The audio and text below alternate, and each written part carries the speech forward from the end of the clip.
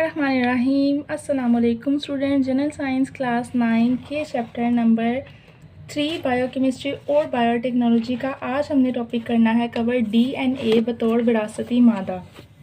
DNA क्या होता है विरासती मादे के तौर पर, इस टॉपिक को कंप्लीट करते हैं। चलते हैं रीडिंग की तरफ। किसी इंसान की विरासती खसूसियात के बारे में मालूमात इसकी जीन्स में मौजूद होती हैं। अब यहाँ पर किसी इंसान की पहला वर्ड जो आ रहा है डिफ़ाइन करने वाला, वो आ रहा है विरासती खसूसियात। विरासती खसूसियात क्या हैं?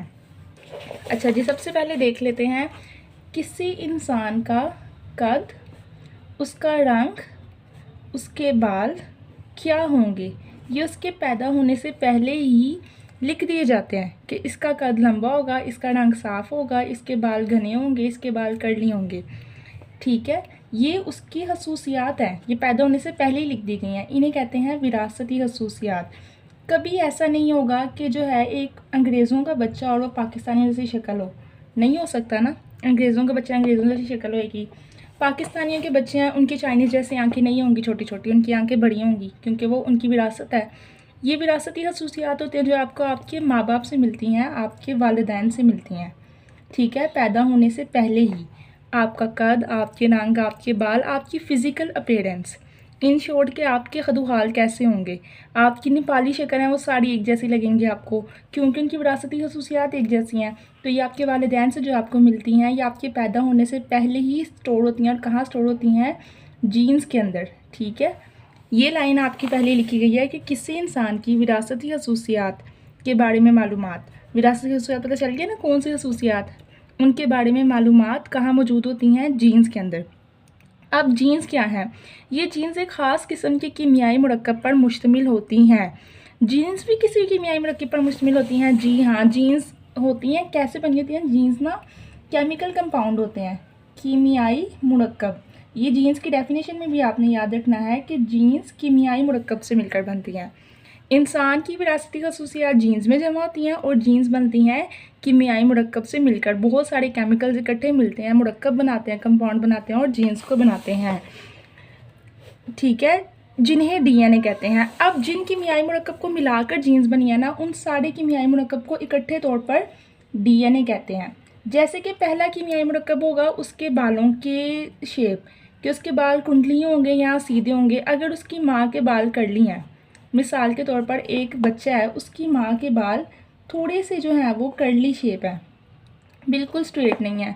और बाल के बाप के जो बाल हैं, पेरेंट फिगर के जो फादर के बाल हैं, वो बिल्कुल ही सीधे हैं। अब बच्चे के बाल एक कीमियाई मुरक्कब बनेगा मिलके, थोड़े से कर्ली और थोड़े से स्ट्रेट होंगे, कर्ली स्ट्रेट। बिल्कुल स्ट्रेट भी नहीं होंगे और बिल्कुल कर्ली भी नहीं होंगे, दोनों से मिलाकर उसके बाल कैसे होंगे? Curly straight. ये उसकी विरासती खसूसियात बन जाएगी और ये विरासती खसूसियात स्टोर हो जाएगी जाके जीन्स के अंदर। ठीक है, और ये जीन्स किससे बनी है? कीमियाई मुरक्कब से। कीमियाई मुरक्कब कैसे बना है? माँ बाप के खसूसियात को मिलाकर, और जीन्स में स्टोर हो गया। अब ये इसका डीएनए है। ठीक है, ये इसका खून है। अब आपको डीएनए की समझ आ गई? डीएनए क्या है? विरासती खसूसियात का, माँ की खसूसियात का और बाप की खसूसियात का इकट्ठे मिलना और कीमियाई मुरक्कब बनना। कीमियाई मुरक्कब बनने के बाद उसका जीन्स में स्टोर होना, इसे कहते हैं डीएनए। जिसको समझ आ गई है वेल एंड गुड। ये है आपका पहला शॉर्ट क्वेश्चन, यहाँ से स्टार्ट करना है आपने, यहाँ तक इसका जवाब है। सवाल है कि डीएनए से क्या मुराद है। यहाँ पे आपका पहला शॉर्ट क्वेश्चन स्टार्ट हो गया, डीएनए से क्या मुराद है। जल्दी से अपनी अपनी बुक्स के ऊपर जो है इसका क्वेश्चन लिख लें साइड पे। ठीक है, और ये इसका जवाब लगाने। बहुत इंपॉर्टेंट क्वेश्चन है, हर पास पेपर, लाहौर, गुजरांवाला, फैसलाबाद, पंजाब की तो हर पास पेपर में आता ही आता है, हर साल किसी ना किसी एक बोर्ड में आएगा। यहाँ तक क्लियर हो गया, आगे बढ़ते हैं। डीएनए डीऑक्सीराइबो न्यूक्लिक एसिड का मुहफ़्फ़फ़ है। अब मुहफ़्फ़फ़ क्या होता है? जैसे कि आजकल बड़ा ट्रेंड चला है ना कि लाड़ेब और जरनाब हैं। ठीक है, आपकी ज़बान में बताया जाए, दोनों के नाम को मिला दिया। ठीक है, और जो उनका क्या नाम बना दिया, लरनाब, यहाँ से रबीका और हुसैन का रबी सैन, ये इनके मुखफ़्फ़फ़ है नाम के। अब समझ आ गई है? अब ज़्यादा जल्दी समझ आएगी। ये इनके नाम के मुखफ़्फ़फ़ हैं, एब्रिसिएशन है। अब रबी सैन को तोड़ेंगे तो क्या बनेगा? हालांकि मुझे दोनों बिल्कुल नहीं पसंद, बहरहाल मैं आपके लिए रिलेटेबल करने के लिए कर रही हूँ कि आपको समझ आ जाए। तो बन गया रबीका और हुसैन। हर नाम को इस तरह अबराज नाम बनाए हुए हैं ना, तो रबीका और हुसैन दोनों का मुखफ़फ़ बन गया रबीसैन। इसी तरह डीएनए भी तो किसी वर्ड्स को मिला के बना ही होगा ना, तो वो यही पूछ रहे हैं कि डीएनए का अलग-अलग क्या मतलब है, डीएनए का क्या मुखफ़फ़ है। डीएनए 3 लफ्ज़ों का मुखफ़फ़ है। डी से होता है G D oxy, DEOXY D oxy, ठीक है। आर से होता है राइबो, RIBO राइबो, और न्यूक्लिक राइबो न्यूक्लिक। और ए से होता है एसिड। जिस तरह आपको सारे टिकटॉकर्स के लोगों के सेलिब्रिटीज़ के नाम के मुखफ़फ़ पता है ना, एब्रीविएशन इंग्लिश में कहते हैं, उर्दू में मुखफ़फ़ कहते हैं। इसी तरह आपको डीएनए का भी पता होना चाहिए, ठीक है, ये भी ज़रूरी है। डीएनए का मतलब है डीऑक्सी D4, एन से होता है राइबो न्यूक्लिक, ठीक है, एन से न्यूक्लिक, राइबो साथ होता है, और ए से एसिड। तो इन 3 वर्ड्स को मिला दिया जाए डीऑक्सी राइबो न्यूक्लिक एसिड, तो डीएनए का पूरा नाम बन गया डीऑक्सी राइबो न्यूक्लिक एसिड। यही लाइन में आपको बता रहे हैं कि डीएनए उर्दू में लिखा हुआ है डीऑक्सी राइबो न्यूक्लिक एसिड का मुखफ़फ़ है। खत्म होगी बात। दूसरा शॉर्ट क्वेश्चन आ गया। पहला शॉर्ट क्वेश्चन आपने लिखा था डीएनए से क्या मुराद है, ठीक है। दूसरा शॉर्ट क्वेश्चन लिख लें डीएनए का मुखफ़फ़ किसका मुखफ़फ़ है, ठीक है। आगे क्वेश्चन मार्क लगा लें, डीएनए किसका मुखफ़फ़ है। ये आपका आ गया दूसरा शॉर्ट क्वेश्चन इस टॉपिक के अंदर से। टिप्स के अंदर आता है, इंपॉर्टेंट क्वेश्चन है, अलग-अलग याद करें। लॉन्ग के अगर आप टॉपिक याद करें बहुत अच्छी बात है लॉन्ग के तौर पर, अगर नहीं भी करने इसको समझें और शॉर्ट के तौर पर याद करें। ये सेल के न्यूक्लियस में पाए जाने वाले क्रोमोसोम का हिस्सा है। अब हमें ये तो पता चल गया डीएनए क्या है, उसका मुखफ़फ़ क्या है, वो कहाँ पाया जाता है, कहाँ पे मिलेगा डीएनए, सेल के न्यूक्लियस के क्रोमोसोम का हिस्सा है। इतनी लंबी बात नहीं समझ आ रही, कोई बात नहीं, मैं समझाती हूँ। सेल लेने एक, हर इंसान का जिस्म जो है बहुत सारे छोटे छोटे ज़रात से मिलकर बना है जिन्हें हम कहते हैं सेल। ये एक सेल है, दूसरा सेल है, तीसरा सेल है, चौथा सेल है। सेल के अंदर एक जो मेन हिस्सा है ना, सेल का जो दिमाग है उसे कहते हैं न्यूक्लियस। जैसे इंसान है उसका सारा सिस्टम किससे चल रहा है, दिमाग से। इसी तरह सेल है, उसका सारा दिमाग कौन सा है, न्यूक्लियस, उसे कहा जाता है। अब न्यूक्लियस के अंदर, दिमाग के अंदर हमारी तारें होती है ना, एक तार छेड़ेंगे इंसान हिल जाएगा। इस तरह न्यूक्लियस है ना, उसके अंदर इस तरह के धागे बने होते हैं, ठीक है, जिससे जो है ना वो काम करता है। ये उसके समझ लें कि तारे हैं, जैसे मशीन की तारे होती हैं, न्यूक्लियस की तारें क्या हैं, क्रोमोसोम। अब आपको 3 चीज़ें समझ आ गई हैं। 9th के बच्चों को शुरू ऑब्वियसली नहीं पता होता, आगे जाकर पता चलता है कि सेल क्या है, न्यूक्लियस क्या है, क्रोमोसोम क्या है। तो इंसान का जिस्म छोटे छोटे डॉट से मिलकर बना है जिन्हें कहते हैं सेल। सेल बना है, सेल का दिमाग है न्यूक्लियस, और न्यूक्लियस की तारें उसके धागे होते हैं इस तरह बने हुए जिन्हें कहते हैं क्रोमोसोम। इनके अंदर जाके जीन्स बनती है और जो है ना ये डीएनए स्टोर होता है। अब ये सवाल तो समझ आ गया आपको, कॉन्सेप्ट तो समझ आ गया, सवाल क्या है इसका। सवाल है जी सेल की लोकेशन क्या, सॉरी डीएनए की लोकेशन क्या है, ठीक है। डीएनए की लोकेशन यानी डीएनए कहाँ वाक़या है। इंग्लिश में मैंने लिख दिया लोकेशन, आप उर्दू में लिखें वाक़या, कि डीएनए कहाँ वाक़या है। तीसरा सवाल हो गया आपका ये अभी तक का। 3 क्वेश्चन लिखवा दिया। पहला डीएनए से क्या मुराद है, समझा दिया। दूसरा डीएनए मुखफ़फ़ किसका है, समझा दिया। तीसरा लोकेशन क्या है डीएनए की, समझा दी कि डीएनए की लोकेशन क्या है, सेल के अंदर न्यूक्लियस, उसके दिमाग के अंदर तारें, क्रोमोसोम के अंदर। लोकेशन ही पता चल गई। चौथे शॉर्ट क्वेश्चन की तरफ आते हैं। डीएनए किस पर मुश्तमिल होता है, डीएनए 4 किस्म के न्यूक्लियोटाइड पर मुश्तमिल होता है। अच्छा, अब डीएनए किससे मिलकर बनता है, आगे चलते हैं जी। डीएनए किस पर मुश्तमिल होता है, डीएनए ना एक अलहदा बना ले, मैं आपको बना के दिखाती हूँ, वेट। न्यूक्लियोटाइड इस तरह उर्दू में लिखना थोड़ा बच्चों के लिए मुश्किल होता है, इंग्लिश में आसान होता है। अगर आप बोर्ड के पेपर में उर्दू के बजाय इंग्लिश में भी न्यूक्लियोटाइड वर्ड लिख देंगे ना तो आपको नंबर मिल जाएंगे। ये मेरे पास अभी 3 आ गए हैं, ठीक है, और चौथा मैं यहाँ लिख देती हूँ, न्यूक्लियोटाइड। अब देखें 1 2 3 4, इन चारों न्यूक्लियोटाइड को मिला दिया मैंने। ये चारों मिलकर क्या बन गए, एक डीएनए का मॉलिक्यूल। अब एक डीएनए बना है। इसी तरह 4 न्यूक्लियोटाइड मिलते जाते हैं और डीएनए के मॉलिक्यूल्स बनते जाते हैं। तो यही वो पूछ रहे हैं कि डीएनए किस पर मुश्तमिल होता है, डीएनए 4 किस्म के न्यूक्लियोटाइड पर मुश्तमिल होता है, ठीक है। न्यूक्लियोटाइड पर मुश्तमिल होता है। अब एक न्यूक्लियोटाइड जो है ना उसके आगे से 3 हिस्से होते हैं। ये जो एक न्यूक्लियोटाइड है ना, हर एक न्यूक्लियोटाइड के 3 हिस्से हैं।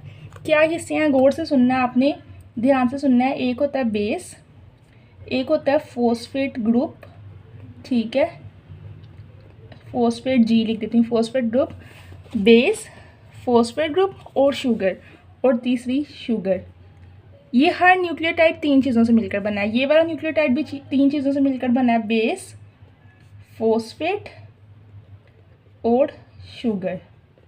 ये मैंने यहाँ लिख दिया।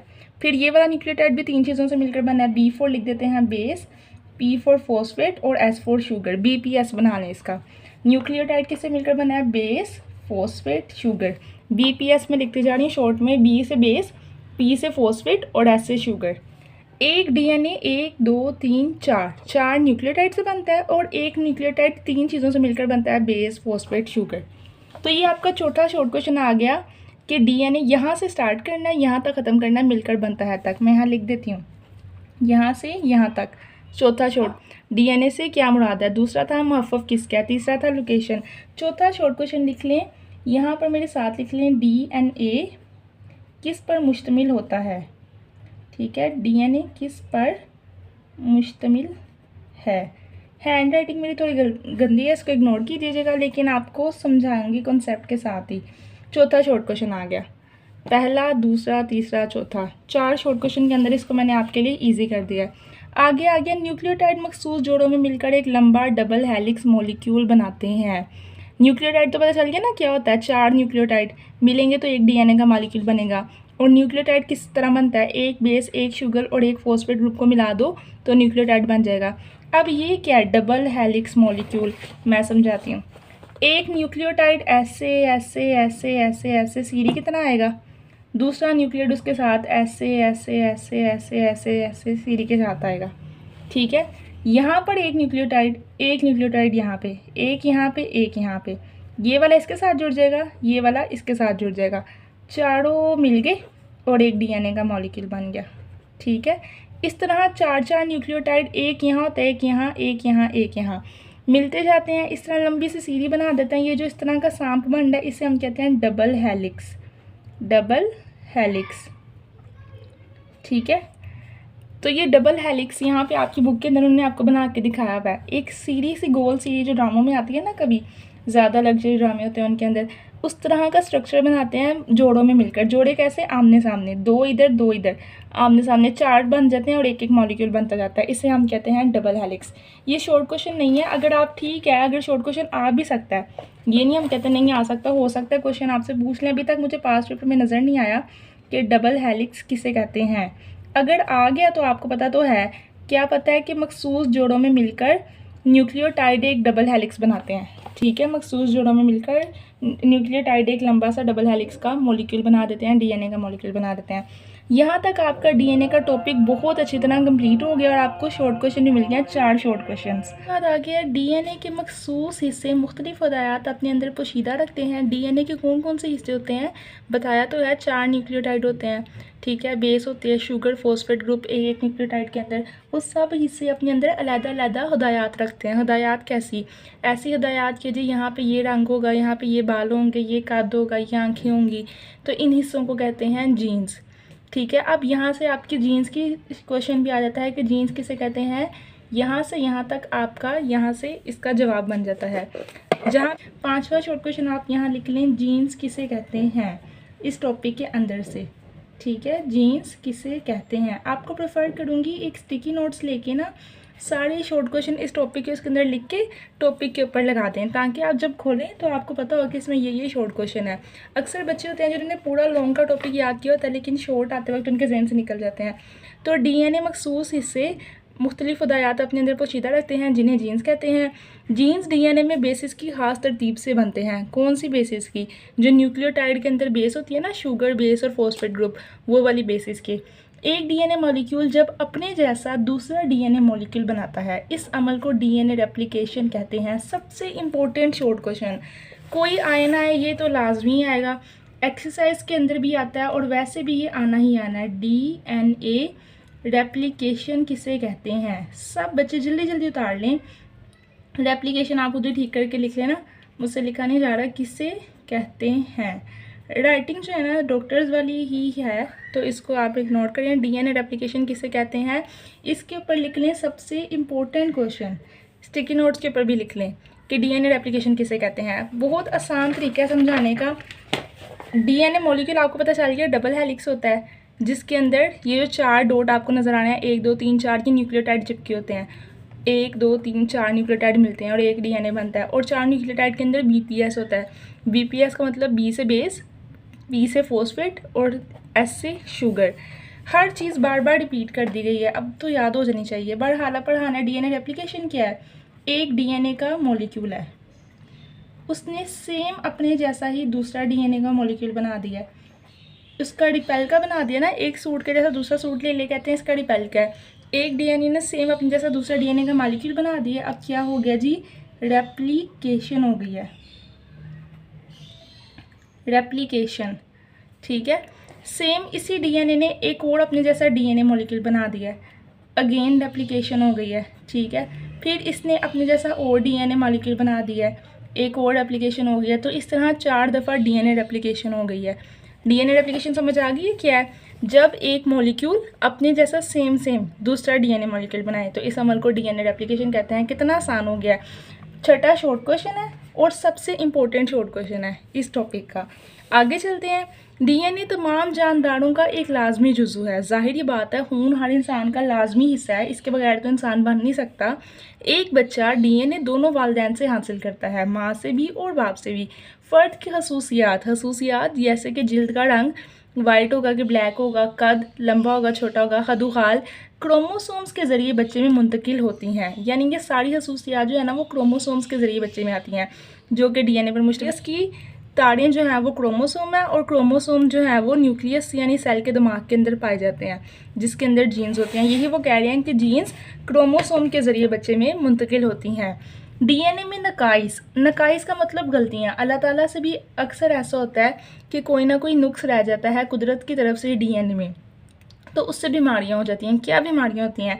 जैसे कि ज़्यादातर शुगर, ज़ियाबीतस और हेमोफीलिया। ये वो 2 बीमारियां हैं जो डीएनए के नुक्स की वजह से होती हैं। एमसीक्यूज आ गया, डीएनए में अगर नुक्स रह जाए, कोई कमी रह जाए तो कौन सी बीमारियां होती हैं? ज़ियाबीतस और हेमोफीलिया। ये दोनों हो जाती हैं जो कि वालिदैन से विरासती तौर पर मुंतकिल हो सकती हैं। अच्छा, ये बीमारियाँ डीएनए में कहाँ से आएंगी? डीएनए तो वालिदैन से आ रहा है, दोनों वालिदैन से क्रोमोसोम में, धागों के अंदर। ठीक है, तो उसमें अगर नुक्स रह जाएगा तो यानी माँ बाप कोई बीमारियां थीं और वही बच्चे में भी आ गई हैं। उसने हर चीज़ कॉपी करनी है, उसने माँ की आंख का रंग कॉपी करना, उसका बाप का कद कॉपी करना। कभी कभी ऐसा होता है डीएनए बीमारी भी कॉपी कर लेता है, वो यही बीमारी बच्चे के खून में भी डाल देता है और बच्चे को भी बड़े होकर वो बीमारी लग जाती है। ठीक है, यहाँ पे आपने 7वां शॉर्ट क्वेश्चन कर लें कि डीएनए में नुक्स से क्या हो सकता है। वैसे इतना इंपॉर्टेंट नहीं है पर आप ऐड कर लें, 6 तो करवाई दी हैं। उसके बाद 8वां और इम्पोर्टेंट क्वेश्चन आ रहा है, जीनोम किसे कहते हैं। अच्छा जी, बहुत इंपॉर्टेंट चीज़ है। अब आपने सीखना है कि जीनोम्स किसे कहते हैं। मेरे पास एक जीन्स है, ठीक है, मैंने ये क्यों नहीं कहा मेरे पास एक जीन है? मैं ये भी तो कह सकती थी ना एक जीन है। नहीं, जीन होता ही नहीं है, जीन्स ही होता है, जीन कोई वर्ड नहीं होता। एक जीन है ना उसको जीन्स कहेंगे। एक और जीन्स है, 2 जीन्स हो गई, एक और जीन्स कर लो, 3 जीन्स हो गई, एक और कर लो, 4 जीन्स हो गई। अब मैं क्या कहूँगी, मेरे पास बहुत ज़्यादा जीन्स हैं, एक भी जीन्स और ज़्यादा भी जीन्स नहीं। जब ज़्यादा मिला दी जाए तो उनको मिला के कहते हैं जीनोम। ठीक है, एक हो तो उसको कहते हैं जीन्स और ज़्यादा हो तो जीनोम। बच्चों को ये लगता है कि एक को कहते हैं जीन, आमतौर पे गलत समझा जाता है, और ज़्यादा को कहते हैं जीन्स। यानी एसपी के हिसाब से वाहिद जीन और जमा जीन्स है। नहीं, ये गलत है, ये कॉन्सेप्ट आपका गलत है। एक को कहते हैं जीन्स और ज़्यादा सारी 4 5 6 2 इकट्ठे कर लो तो उन्हें कहते हैं मिलाकर जीनोम।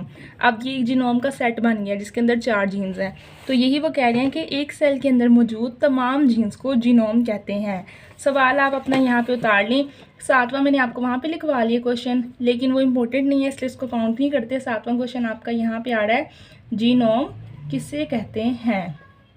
सारे क्वेश्चन मेरे साथ साथ अभी पेंसिल कॉपी पकड़ लें और उतारना शुरू कर दें। ये क्वेश्चन दोबारा नहीं मिलते, हर कोई नहीं करवाता। पहला डीएनए से क्या मुराद है, दूसरा डीएनए किसका मुआफ़ है, तीसरा उसकी लोकेशन क्या थी, लोकेशन डिवाइस कर लें। न्यूक्लियस के अंदर क्रोमोसोम पर, सेल के अंदर न्यूक्लियस के अंदर क्रोमोसोम पर उसकी लोकेशन थी, रिवाइज भी हो गया। डीएनए किस पर मुश्तमिल होता है, जीन्स किसे कहते हैं, डीएनए रेप्लिकेशन किसे कहते हैं, जीनोम किसे कहते हैं। यहाँ तक आपके 7 इंपॉर्टेंट क्वेश्चन आ गए इस टॉपिक के। आगे पढ़ते हैं जी। एक इंसानी जीनोम में 3.2 बिलियन पेड़ मौजूद होते हैं। अच्छा, जीनोम हमेशा पेड़ में होता है, यानी कभी एक नहीं होती, पेड़ होते हैं। हेलिक्स को बताया था ना, एक यहाँ एक यहाँ एक यहाँ एक यहाँ, आमने सामने बने होंगे 2-2। तो पेड़ के अंदर मौजूद होते हैं, कितने पेड़ होते हैं, 3.2 बिलियन। ठीक है। एक इंसान के अंदर इंसानी जीनोम में टोटल हमेशा 3.2 बिलियन पेड़ मौजूद होते हैं। इसके ऊपर लिख लें अपना इम्पोर्टेंट MCQ, क्योंकि ये बहुत ही इंपॉर्टेंट MCQs है। याद रखना है 3.2 बिलियन पेड़, ये वर्ड याद रहना चाहिए। इंसानी जीनोम का 99.9% नक्शा न्यूक्लियोटाइड की तरतीब तैयार कर ली गई है।